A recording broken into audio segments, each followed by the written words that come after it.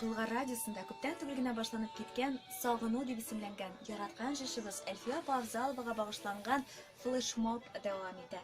Минем өчен яраткан җырчым ул һәрвакыт татар җырчысы, татар сандугачы эталон булып торды. Нәкъ татар исемен горур йөртүче хатын-кыз җырчы буларак эталон булып торды. Мин дә кечкенә вакытта җырчы булам дип хыялланган идем. Һәм менә Әлфия апа Авзалова кебек сәхнәгә шулай иркен чыгып, һәр тамашачыны үз итеп, якын итеп, чыгу белән үк бер залны тутырып, җырлый белү сәләте булса иде миндә дип тә хыялландым. Әмма алай булу Әлфия апа Авзалованы кабатлау мөмкин түгел шул. Сезнең өчен дә Әлфия Авзалова белән бәйле хатирәләр бардыр. Кем ул сезнең өчен? Бәлки аның белән бәйле истәлекләрегез сакланадыр. Рәхим итеп безгә хатлар языгыз. Иң тетрәндергеч хатларны 17 октябрьдә булып узачак концертта искә алу кичәсендә Пирамида концертлар залында укып китәчәкбез. Эстафетабызны дәвам итеп, мин сезне Фаил Гыймадовка тапшырам.